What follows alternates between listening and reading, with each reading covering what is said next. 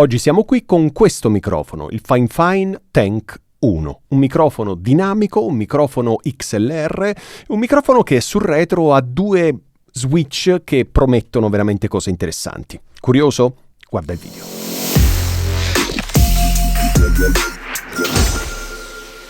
Come ti raccontavo nell'introduzione, oggi siamo qui con un microfono della Fine, il modello Tank 1. E io voglio dire thanks ai ragazzi di Fine per avermi inviato questo microfono e avermene inviato anche un altro che vedrai prossimamente. Per cui se attivi la campanellina e ti iscrivi al canale, sei sicuro di non perderlo. Concentriamoci su questo microfono. Questo è il Tank 1, un microfono dinamico, un microfono in metallo bello pesante, un microfono massiccio, e quindi assicurati di avere un'asta decente che possa reggerlo. Non è il microfono più pesante del mondo, però sicuramente non è neanche leggerissimo, è bello e costruito veramente bene. Ti dicevo un microfono XLR, quindi no USB, ed è un microfono dinamico. Dinamico significa che non necessita della 48 volt, quindi lo colleghi alla tua scheda audio, lo colleghi al registratore, lo colleghi al preamplificatore e funziona senza bisogno di aggiungere la 48 volt. È un microfono che ha delle caratteristiche interessanti perché sul retro ha due switch, ok?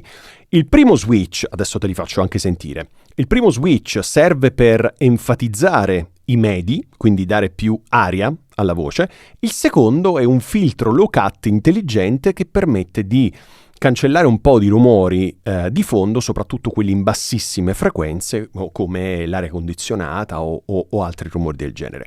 Però prima di farti sentire come suona con i due switch, proveremo a incrociarli un pochino, voglio dirti che questo test è gestito con questo microfono che entra nel Tascam Mixcast 4 e in post-produzione non verrà aggiunto alcun effetto, quindi no compressore, no equalizzatore, no noise gate, niente. Ok, quindi quello che senti adesso è ciò che potresti ascoltare con se compri questo microfono. Ovviamente le variabili sono la voce, perché tu non hai la mia voce e io non ho la tua voce, la mia stanza è abbastanza silenziosa, anche se c'è l'aria condizionata accesa in questo momento, però nel microfono non sta entrando niente perché comunque è una stanza trattata, comunque qui c'è una tenda fonoassorbente, eccetera, eccetera, eccetera.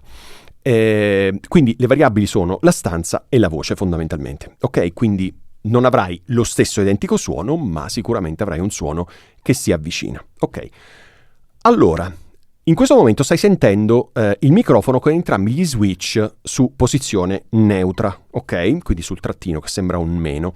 Adesso proviamo a aggiungerne uno alla volta, vediamo come suona. Ok, allora proviamo.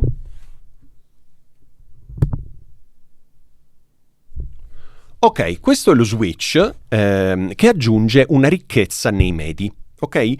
Quindi in questo momento dovresti sentire la mia voce più ricca di medi, quindi più ariosa, e in cuffia io lo sento. Ti dico la verità, non è esagerato, anzi forse posso dirti un'altra cosa. Forse nella posizione neutra mi sembrava un po' troppo ovattato il suono, un po' troppo chiuso per i miei gusti. Però è soltanto per i miei gusti sulla mia voce, poi magari tu hai una voce molto chiara e quindi suona da paura per te. Invece in questo momento sento una voce in cuffia molto più aperta, mi piace di più. Ovviamente a proposito di cuffie, spero che tu abbia messo fin dall'inizio le migliori cuffie che hai a disposizione. Se non l'hai fatto, metti pausa al video, vai a prendere le migliori cuffie che hai a disposizione e poi probabilmente ti conviene mandare il video indietro e rivederlo dall'inizio, perché così noti lo switch tra la posizione flat e questa posizione qua con un'aggiunta di medi, ok? Quindi questo mi sembra interessante, mi piace molto perché la voce è più meno scura, ma molto più definita. Quindi mi piace molto questa posizione, ok? Adesso proviamo a togliere questa aggiunta di medi e ad aggiungere il filtro.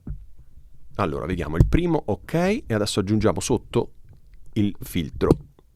Vediamo se ho fatto casino.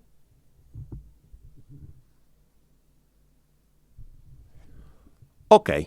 In questo momento sono tornato alla voce originale, ma ho aggiunto il filtro low cut, che è è un po' più di un semplice filtro low cut, perché dovrebbe essere intelligente. Infatti sul sito, nelle specifiche, non c'è scritto di quant'è il filtro low cut. Di solito ti dicono il low cut è 80 Hz, per esempio.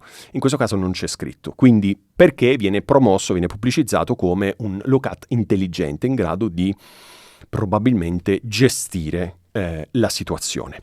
Ok, nel mio studio non ci sono tanti rumori, anche se tu stai sentendo il mio microfono in questo momento c'è l'aria condizionata accesa. Però, come ti ho detto prima, il mio studio comunque è acusticamente trattato. Non chissà quanto trattato, però è fatto con intelligenza. E quindi probabilmente non senti una differenza. Però io in cuffia, ascoltando con delle cuffie buone nel mio studio, sento un minimo di differenza. Cioè ha eliminato un pochino di rumori che c'erano, che si potevano sentire. Ora, se nel tuo caso hai ancora più rumori, ma nello spettro delle frequenze molto basse, ecco, questo sicuramente può essere molto più vantaggioso rispetto a quello che è per me. Ok? Bene. Adesso proviamo ad aggiungere anche i medi, quindi mettiamo entrambe le cose attive. Ok, allora in questo momento abbiamo il filtro attivo e il boost sulle frequenze medie attive. Che cosa ne pensi? Allora, ti ripeto, nel mio caso il filtro sulle frequenze basse, il low cut, non serve perché non ce n'è bisogno. Quindi io, dal mio punto di vista, lo eliminerei per me.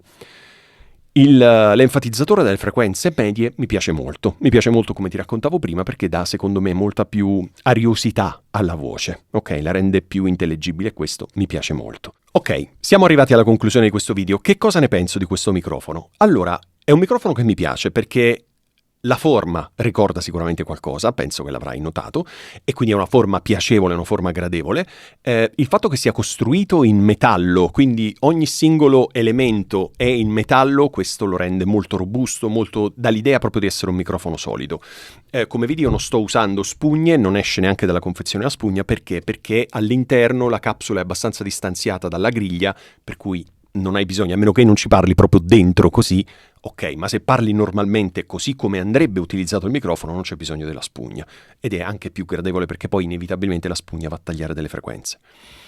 Quindi ti dicevo, mi piace, io ti lascio il link in descrizione per poterlo acquistare. È un microfono che costa, nel momento in cui sto facendo questa review, intorno ai 120 euro.